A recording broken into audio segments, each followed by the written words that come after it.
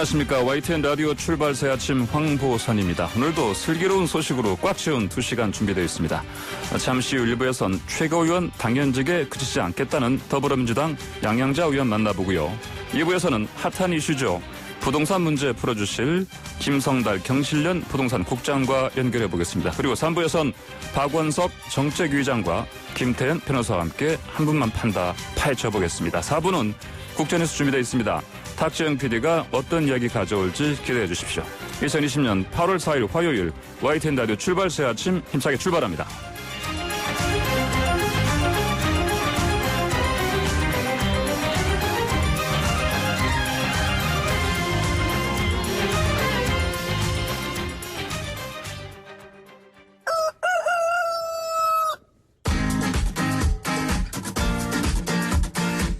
어디서든 꼭 끼어들 수 있는 오늘의 뉴스 꼭 끼워. 네, 매일 어디서든 꼭 끼어들 수 있는 오늘의 뉴스를 골라서 정리해준 시간입니다. 박철민 뉴스캐스터와 함께합니다. 안녕하십니까? 안녕하세요. 자, 어제도 중부지방 예고한 대로 물폭탄이 쏟아졌습니다. 자, 네. 인명피해 어떤 상황입니까? 네, 조금 전 6시 중대본 발표 상황 말씀드리겠습니다. 먼저 인명피해는 사망 12명, 실종 14명, 부상 7명입니다. 이 중에서 서울이 1명, 경기 7명, 충북 4명. 실종은 충북 9명, 경기 2명, 충남 3명입니다. 이재민도 발생했습니다. 555세대, 555세대 이재민이 발생했고요. 총 865명, 경기 충북 등에서 발생됐습니다. 공공시설, 도로 교량, 그리고 사유시설, 농경지 피해 등 다수의 피해가 발생하고 있습니다. 사건별로 보면요. 예. 오전 10시 50분, 어제죠. 경기 평택의 한 공장에서 토사 매몰로 직원 3명이 숨지고 1명이 중상을 입었습니다. 예. 근로자들은 공장 건물 옆에 천막 등을 이용해 만들어 놓은 가건물 형태의 작업장에서 작업하다가 변을 당한 것으로 파악됐습니다. 비슷한 시각 가평에서는 펜션이 토사에 매몰돼 펜션 주인 모녀와 손자 등 3명이 목숨을 잃었습니다. 충남 아산에서는 주민 3명이 맨홀 수압과 하천에 휩쓸려 실종됐습니다. 또 경기 포천시의 한 저수지에서는 오전 1시쯤 수문 개방을 위해 보트를 타고 나간 낚시터 관리인이 실종됐습니다. 침수 피해도 좀 많죠? 네, 충남 천안은 이 폭우로 시내 도로 등 시가지 대부분이 물에 잠겼습니다. 서북구 한 대형마트 앞 도로에 물이 들어차서 주민들 발이 묶였고요. 동남구의 남산 전통 중앙시장에도 무릎 높이까지 물이 차올랐습니다. KTX 천안 아산역 인근의 신동 주민센터 인근 지하차도에서 차량 10여 대가 침수됐고요. 쌍용역 주변 도로도 또 구성동 일대도 평소 차량 통행이 잦은 주요 도로 역시 물바다로 변했습니다. 충남 당진에서도 하천 범람이 가능해지면서 곳곳에서 주민 대피령도 있었습니다. 네, 수도권도 비 피해가 좀 있었죠? 네, 서울 시내 한강 둔치 곳곳에 물에 잠기면서 한강공원 대다수 출입이 통제됐고요. 땅꺼짐 현상도 있었습니다. 땅꺼짐 서울 현상? 네. 예. 강남구의 논현동의 한 차도에서 직경 2m, 깊이 1.5m 크기의 땅꺼짐이 생겼고요. 이른바 싱크홀 같은 거네요. 맞습니다. 네. 인천시 부평동의 한 아파트 놀이터에서도 폭 2m, 깊이 1m의 땅꺼짐이 발생했습니다. 다행히 땅꺼짐으로 인명피해는 없었습니다. 네, 다행입니다. 자, 비 소식 계속 이어지고 또 태풍 하구핏도 네. 북상하고 있어서 걱정됩니다. 다음 소식 뭡니까? 네, 다음 소식은 국회 오늘만 기다렸다입니다. 오늘 부동산 기다렸다. 3법을 예, 비롯해 고위공직자 범죄수사처 후속 3법이 본회의 처리를 앞두고 있습니다. 네, 오늘 본회의. 예. 국회 법제사법위원회는 어제 오후 전체 회의를 열고 7월 임시국회 종료를 앞둔 막바지 쟁점 법안을 심사했는데요. 또 전월세 신고제 도입과 종부세, 양도소득세 강화 등을 골자로 한 부동산 대책 관련 법안을 처리했습니다.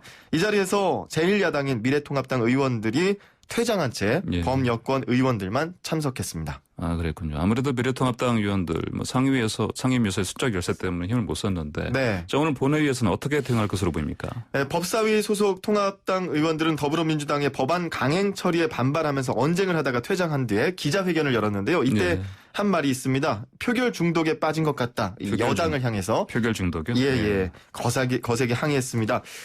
통합당은 일단 반대 토론으로 임대차 3법 비판으로 유명세를 치른 윤희숙 의원을 재등반시켜서 부동산 법안 처리의 부당함을 강조한다는 전략입니다. 또 여당의 주요 법안 강행 처리에 강하게 반발하며 필리버스터, 무제한 토론이라고 하죠.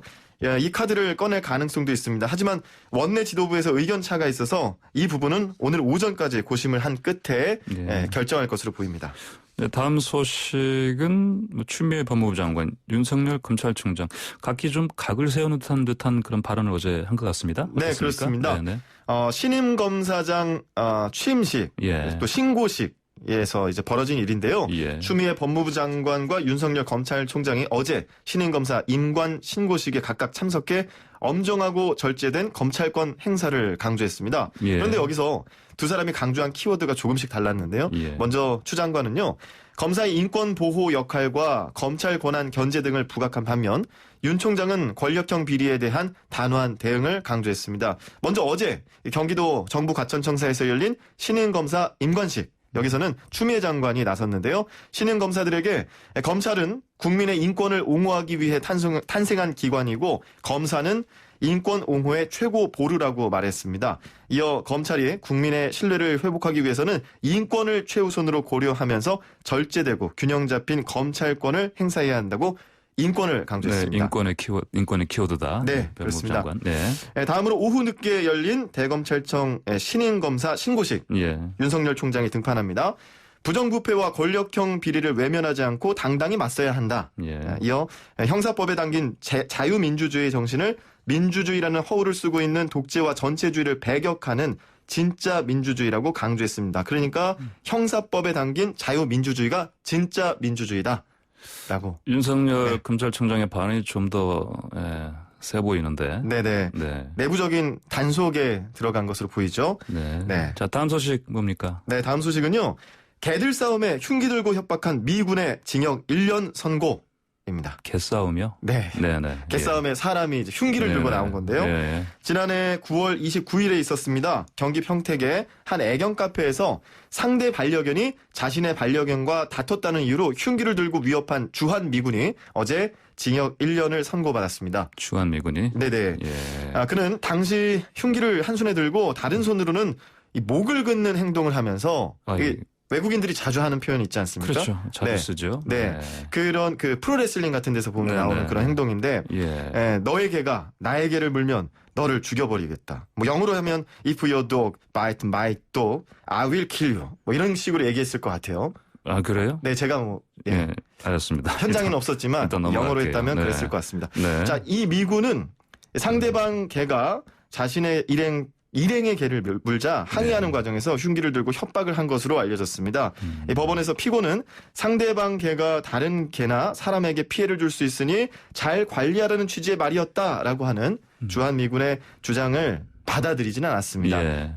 다만 법원은 피고가 한미 주둔군 지휘협정 이른바 소파 적용 대상으로 도망이나 증거인멸 우려가 없다며 구속영장은 발부하지 않았습니다. 잘못했으면 이 사람 말이 그대로 만약에 현실화됐으면 개 때문에 사람 죽을 일이 생길 뻔했네요. 그렇습니다. 네, 오늘의 꽃게 뉴스 브리핑 잘 들었습니다. 감사합니다. 고맙습니다. 지금까지 박철민 뉴스캐스터였습니다.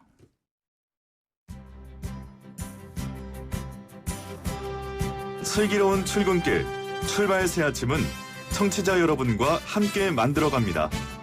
짧은 문자 50원, 긴 문자 100원에 유료 문자 샵 0945, 우물정 0945로 문자 보내주시거나 유튜브 보이는 라디오 댓글창, YTN 라디오 어플리케이션 예스를 통해 여러분의 목소리를 들려주세요. FM 94.5MHz YTN 라디오 출발 새 아침, 잠시 후 계속됩니다.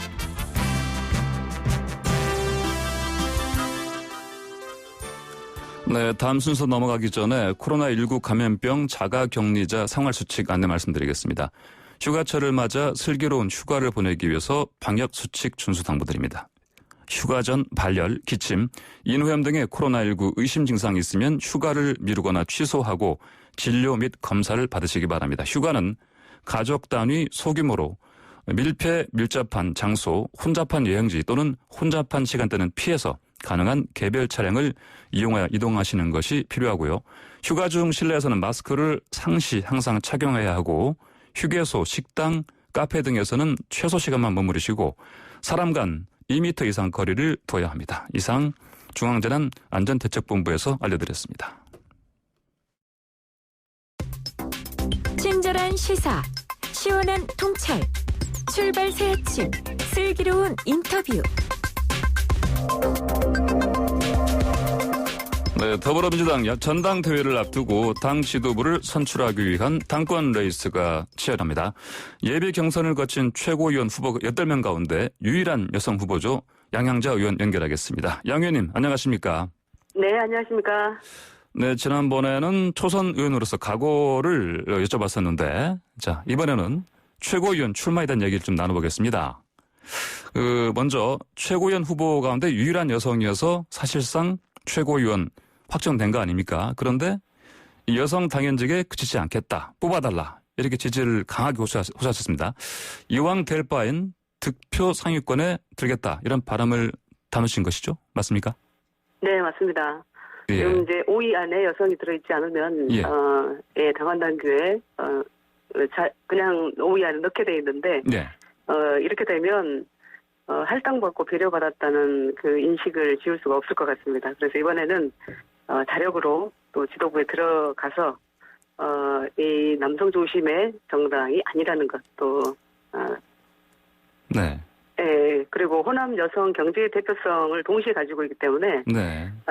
우리 더불어민주당이 항상 그 세 가지 컴플렉스로 지적되어 왔죠. 예, 네. 경제가 취약하다, 또 늘 혼합에 대한 홀대가 있다, 또 낮은 젠더 감수성이 있다. 뭐 그런데 이 세 가지를 모두 다 극복하는 계기가 될 것이라고 생각합니다. 네, 이제 말씀하신 대로 거의 최고의 득표로 최고위원 선출되시면 바로 방금 말씀하신 세 가지 약점, 경제, 그다음에 호남 홀대, 젠더 감수성 이런 부분에서 이제 최고위원으로서 민주당이 앞으로 새로운 확실한 정책을 꾸려 나가는데 뭔가 큰 역할을 할 수 있을 것이다 이런 말씀이신 것이죠? 네, 그 2012년도에 예.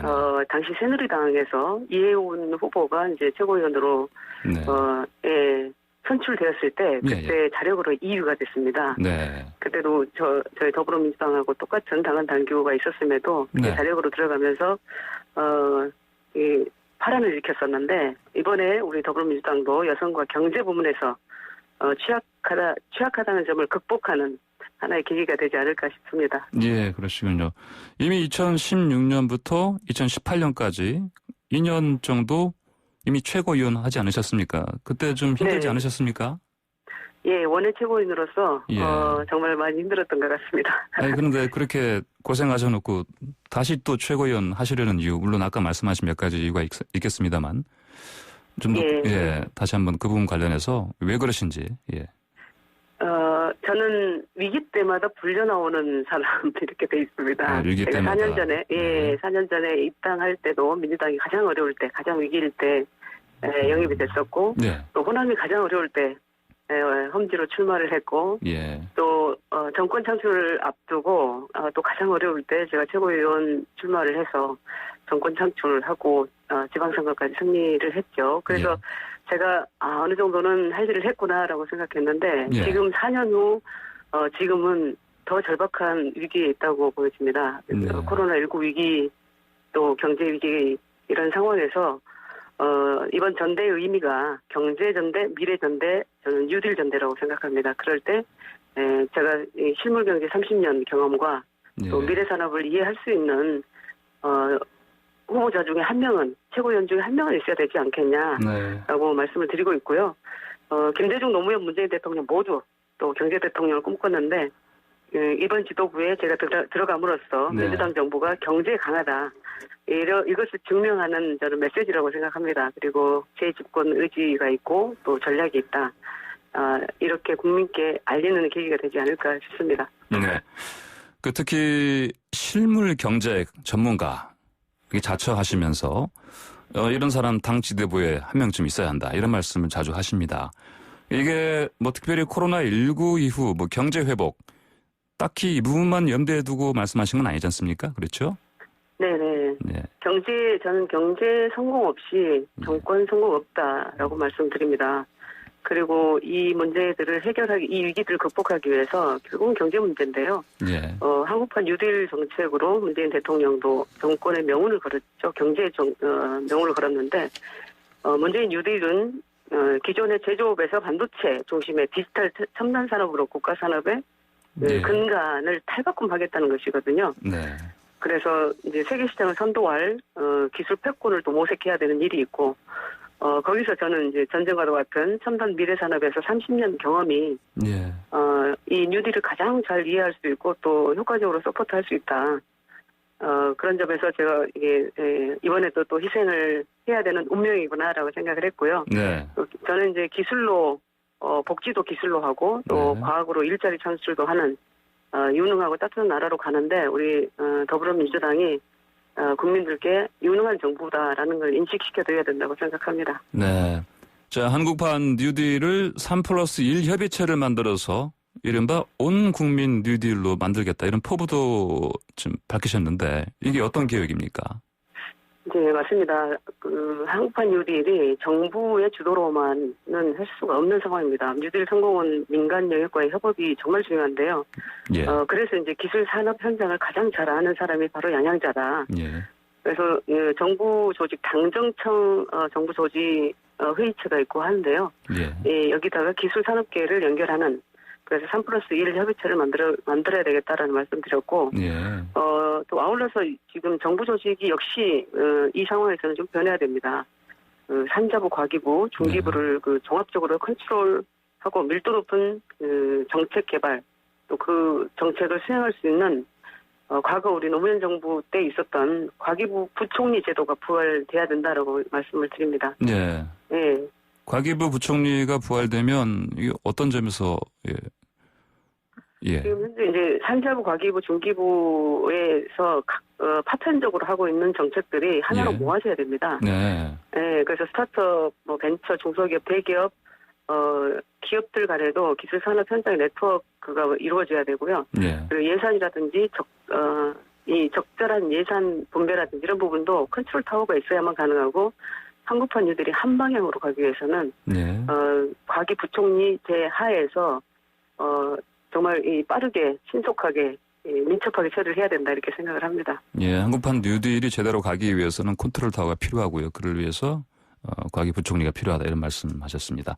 자, 네. 삼성전자에서 말씀하신 대로 30년 넘게 근무하셨고요. 그래서 특히 상무를 지내셨고요. 근데 특히 맡으신 분야가 반도체 분야 아니었습니까? 네, 맞습니다. 예, 그래서 그러신지 계속 반도체 부분을 이제 핵심이라고 이렇게 강조하시는 것 같습니다. 어떻습니까? 네, 모든 우리가 소위 말하는 4차 산업혁명을 이끄는 모든 산업의 근간이 정말 뿌리이자 줄기이자 잎이자 열매가 반도체입니다. 반도체에 예. AI를 입히고 반도체에 5G를 입히고 또 네. 반도체에 바이오 또 소프트웨어를 입혀서 우리 산업의 패러다임을 완전히 바꾸는 그 기술력도 사실 반도체에서 나오는 것이고요. 예. 그래서 이 산업, 그런 AI, 5G 그 미래 산업을 이해하지 못하고는 반도체 개발이 안 되기 때문에 네. 30년 동안 그 경험을 지금 우리 대한민국에 나아가야 할 산업 패러다임에 큰 역할을 할 수 있겠다라고 생각하고 있습니다. 네, 그러시군요. 자, 이제 지금 공방이 뜨거운 부동산 관련 문제 좀 얘기 좀 나눠보겠습니다. 자, 경제 전문가로서 자, 현 상황 어떻게 간단히 좀 진단할 수 있을까요? 네, 정말 어려운 문제인데요. 예. 저는 이제 집값 그 자체와 또 주거 안정을 동시에 추구해야 된다고 보고요. 그래서 저는 주거는 국가 책임화에다가 지금 행정수도 이전 투트랙 전략이 필요하다고 생각을 하고요. 예. 근데 이제 행정수도 이전 파급 효과가 굉장히 클 겁니다. 네. 이제 일례로 기업이 남아할 수 있는 최대치를 충남으로 보는 경향이 있습니다. 특히 이제 대기업들도 그렇고 중소기업들도 이 수도권에서 남아할 수 있는 어떤 한계점 최대치를 충청도 쪽쯤으로 보거든요. 예. 그런데 행정수도가 이제 이전을 하면 기업들 역시 국가 전체로 갈 수 있다라는 그런 인식을 하게 될 것이고 예. 또 국토 균형 발전 차원에서도 행정수도 이전의 중요성과 로드맵을 또 국민들한테 소상히 또 설명도 하고 설득하는 사전 작업이 저는 매우 중요하다고 보고요. 네. 근데 이제 주거 안정은 결국은 저는 국가 책임이라고 봅니다. 그래서 주거 안정 국가 책임이다. 네. 네, 그래서 공공주택, 주택 등의 다양한 형태의 국가 지원 형태 주택으로 특히 이제 서민들이 불안하지 않고 살 수 있는 주거의 안정성을 보장해줘야 된다 이렇게 네. 생각을 하고요. 예. 근데 결국은 이제 지금 집값이 이렇게 높아지는 건 뭐 다 알다시피 전례 없는 유동성 증가 또 수도권 과밀화 현상이라고 생각하는데 예. 결국은 긴 호흡으로 또 촘촘한 정책으로 유동성과 인구 과밀을 해소하는 것이 저는 답이다 이렇게 생각합니다. 예. 자, 오늘 본회의에서 이제 부동산법들 통과될 예정인데 이를 두고 이제 사실 야당도 그렇고요. 민주당 입법 폭주, 속도전 이거 너무한 거 아닌가 이런 지적도 있습니다. 어떻게 보십니까?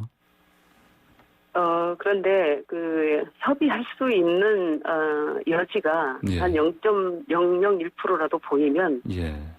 다시 협의할 수 있을 텐데 예. 지금 야당의 행태는 전혀 그런 소통의 예. 기미가 보이지 않습니다. 소통, 그리고 협의 여지가 없다. 처음부터 예.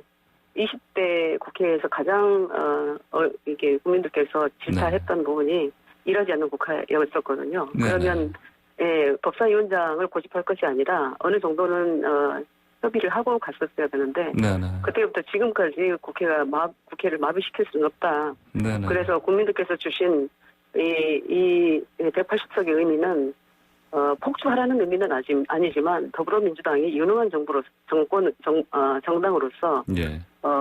이 통합당이 할 수 있는 그 영역까지 철저하게 해라. 정말 잘 해라라는 의미로 받아들이고 있습니다. 그래서 정부와 또 청와대 또 우리 더불어민주당에서 이 문제만큼은 예. 책임감을 가지고 네. 정말 잘해야 된다 이렇게 생각을 하고 있습니다. 더 무거운 책임감을 가지고 있습니다. 네네. 지금 사실 부동산 임대 시장이 이제 전세가 없어지고 메마르고 월세로 다 넘어갈 것이다. 뭐 이런 얘기들이 많습니다.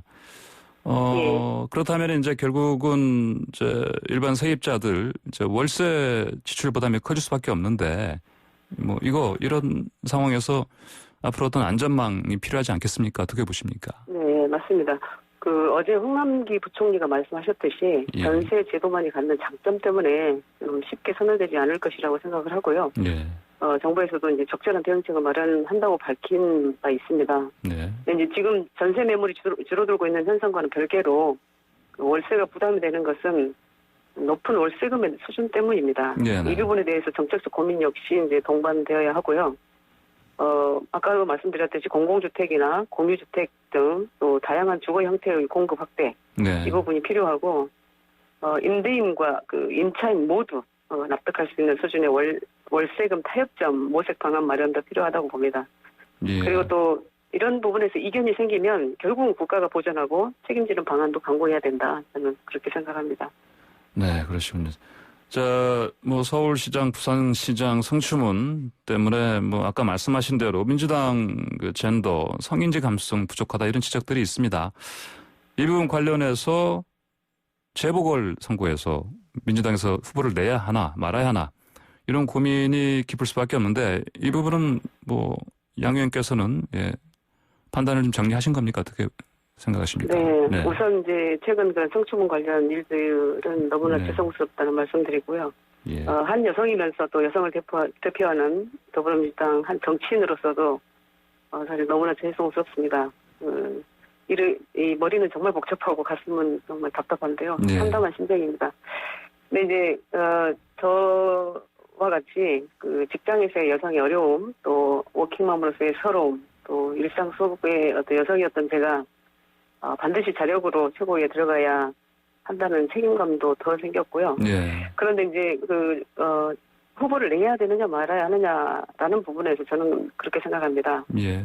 1,300만에 달하는 서울, 부산 유권자들이 계십니다. 네. 이 유권자분들의 헌법적 권리를 정당이 앗아가는 것에 대해서 저는 그건 맞지 않다, 의문이 있다 이렇게 보고요. 예. 필요하면은 당원들에게 의견을 물어서 현재 있는 그런 당규도 바꿔야 되고 이 부분에 대해서는 남은 시간 동안 국민들에게 사죄하는 모습을 보여야 된다. 네. 예, 그리고 이제 말뿐인 사죄가 아닌 말 그대로 민주당이 성인지 감수성 자체를 전면적으로 개조하는 행동하는 형태의 사죄가 필요하고요. 네. 저는 필요하다면 이 부분에 대한 그 강령, 반영 또 당헌 당규상의 조정도 검토해야 된다고 봅니다. 네. 그런 일들을 하기 위해서 정말 이번에 여성 유일에 제가 꼭 최고위원 상위에 랭크돼야 될 것 같고요. 예. 특히나 더불어민주당의 163석의 지역구 당선인 중에 20석의 여성 당선인이 있습니다. 그중에 네. 서울 경기를 제외한 전 지역에서 제가 저 하나 지역구 당선인 여성으로서 지역구 당선인이기 때문에 그런 대표성도 가지고 이번에야말로 어떤 여성에 대한 이런 문제들은 예. 그리고 앞으로는 재발되지 않도록 하겠다라는 굳은 의지를 다지면서 열심히 뛰겠습니다. 네, 그 당원 당규 개정하고 뭐 사죄를 하는 걸 전제로 해서 재보궐선거 후보 내는 게 맞다 이런 말씀이시고 특히 이런 상황에서 이런 당원 당규 개정이라든지 그 국민에 대한 그 사죄라든지 이런 부분에서도 반드시 양 의원께서 최고 유니티에서 높은 득표로 큰 역할을 하고 싶다 이런 말씀이시군요. 네, 맞습니다. 이 상위 랭크가 되어야만 네. 제가 이런 일들을 제대로 주장하고 제대로 이루어낼 수 있다고 생각합니다. 네. 끝으로 짧게 하나 여쭙겠습니다. 삼성전자 광주 사업장에서 좀 논란이 있었죠. 이를테면 네. 그 산재 신청하려다가 사실상 사측에 막았다 이런 적이 있었는데 이 부분 관련해서 양 의원께서도 입장을 좀 밝히신 걸로 알고 있는데 어떻습니까? 네, 지금도 사실관계를 정확하게 확인하고 있는 것으로 알고 있고요. 예. 저는 어떤 기업은 노동자가 있기에 가능했다. 예. 그리고 저도 지난 30년 기술 노동자로 일하면서 사람을 귀하게 여겨야 네. 사람을 귀하게 여겨야 1등 기업이다라는 말씀을 드립니다. 그리고 네. 초인류 기업일수록 이런 노동자에 대한 처우라든지 예. 귀하게 여기는 그런 문화가 되어 있어야 된다고 생각하기 때문에 예. 이 문제만큼은 제가 들여다보고 또 문제가 있다면 바뀔 수 있도록 최선을 다하겠습니다. 네, 알겠습니다. 양 의원님 오늘 말씀 잘 들었습니다. 네, 감사합니다. 네, 지금까지 양양자 더불어민주당 의원이었습니다. 네, YTN 라디오 출발새 아침 1부 순서 여기서 마치고요. 잠시 후 2부로 돌아오겠습니다. 친절한 시사, 시원한 통찰, 출발 새 아침.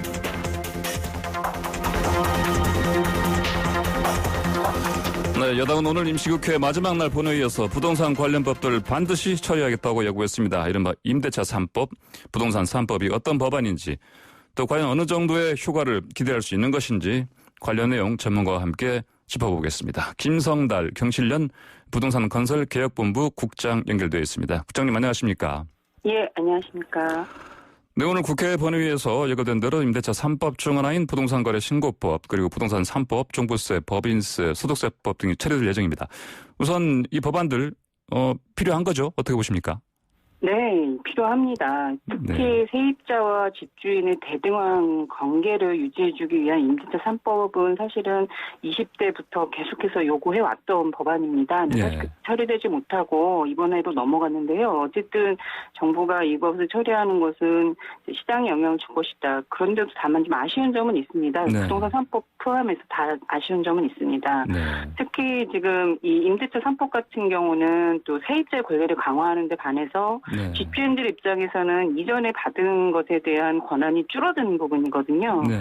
또 이제 부동산 3법이라는 게 다 세금 인상인데 다주택자나 집주인들 입장에서는 세제는 올리고 내가 두려웠던 건 또 낮아지고 하니 이제 당연히 반발할 수밖에 없을 겁니다. 네. 근데 이제 이러한 집주인들의 반발이 사실은 정당한 건 아니라고 봅니다. 이전에 이미 누려왔던 것들이 많은 불로소득이라는 얘기를 하고 있기 때문에 그걸 예. 정상화하는 과정이라고 봐야 되는데 예. 이제 집주인들이 아무래도 이런 것에 반발하는 것을 거대 야당이 좀 정치적 쟁점으로 삼으면서 이 정치적 공세를 하는 것으로 보여지고요. 네. 또 반면에 좀 여당도 사실 이 법만으로 집값을 잡겠다, 세입자 권리 보장된다라고 단언하기에는 많은 구멍이 있습니다. 네. 그래서 그런 것들을 조금 야당과 협의하면서 풀어나갈 게 앞으로 숙제인데 사실 지금의 문제가 사실 과거에 그 거대 야당이 잘못된 정책을 네. 한 결과이지 하면서 약간 책임 회피하는 방식으로도 정치적 공방을 이어가고 있거든요. 예. 그러니까 이런 부분들이 여야에서 국회에서 좀 충분히 합의하기 어려운 점으로 작용하지 않나.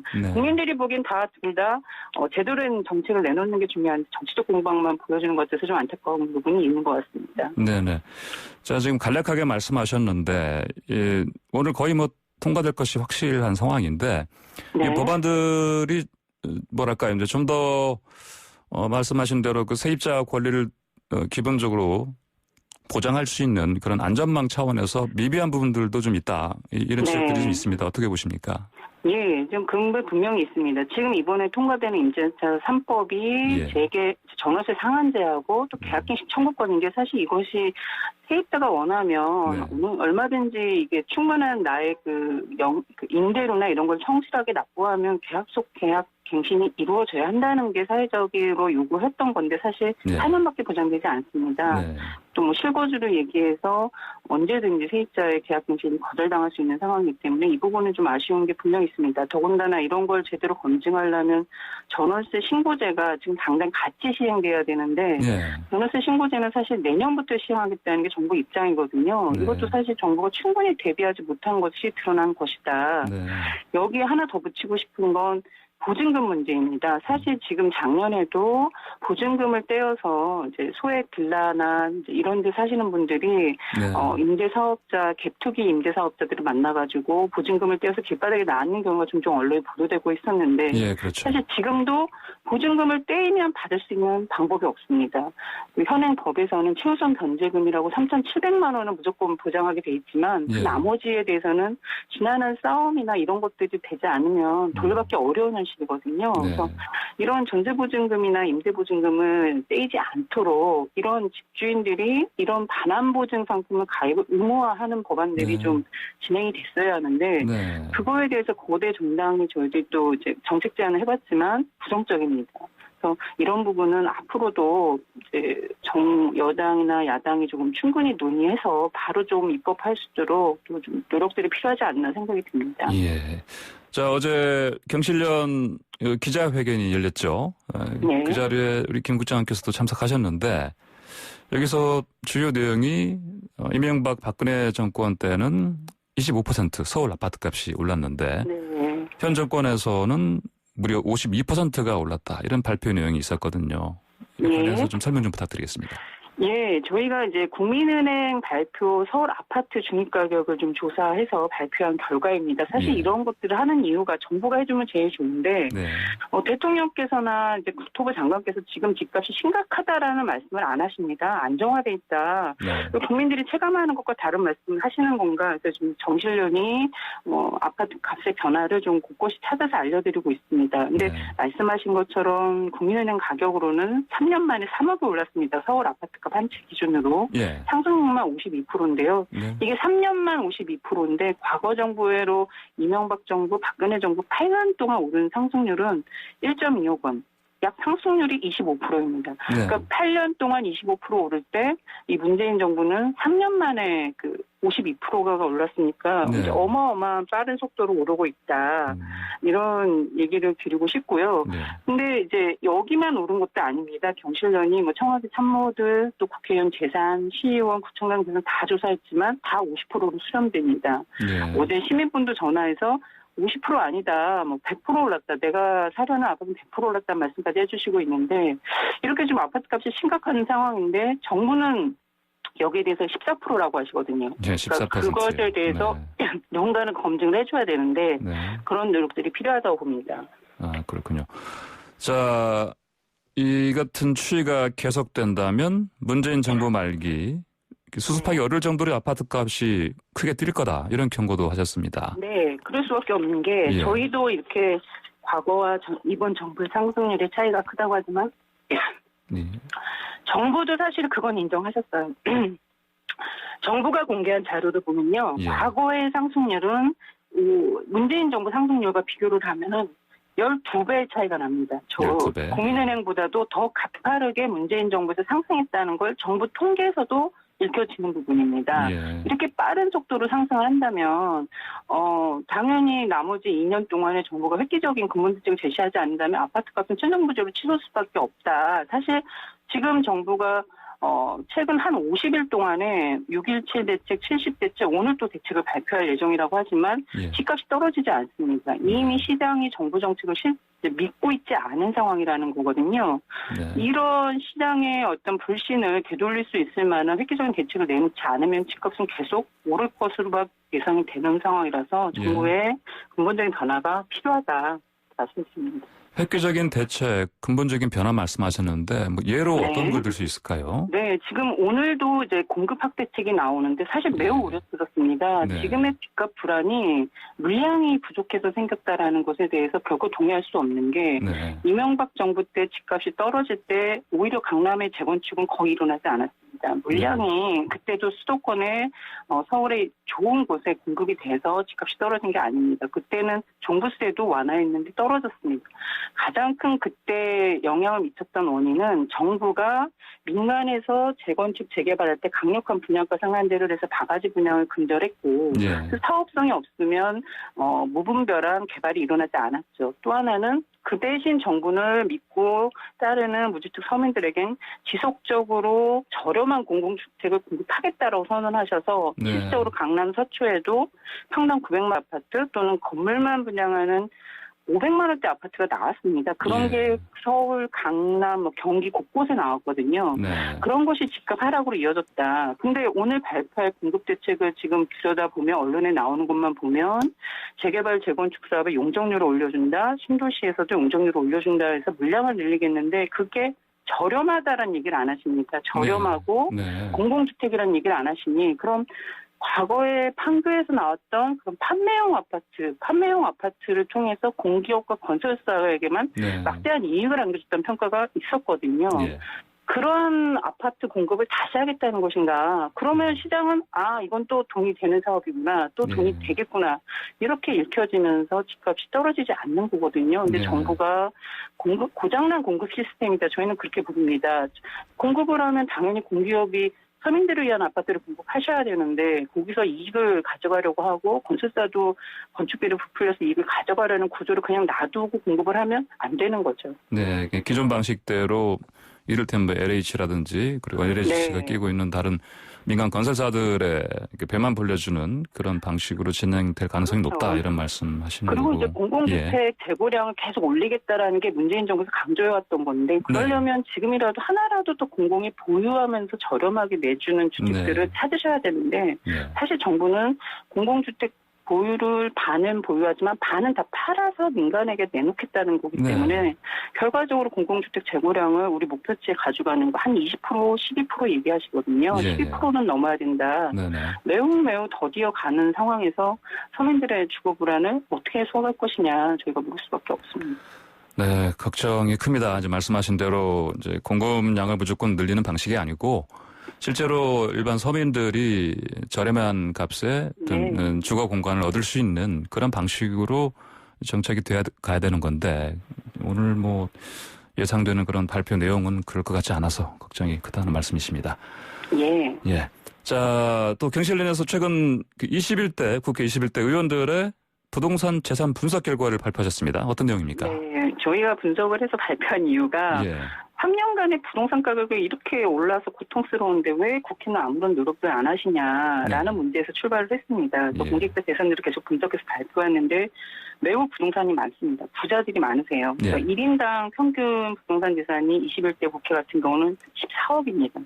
네. 국민들이 3억 정도 되니까 국민들의 4-5배 재산을 가지고 계시고 다주택자도 많으십니다. 2주택 이상 보유, 본인과 배우자 기준으로 2주택 이상 보유하신 분이 29%인데 네.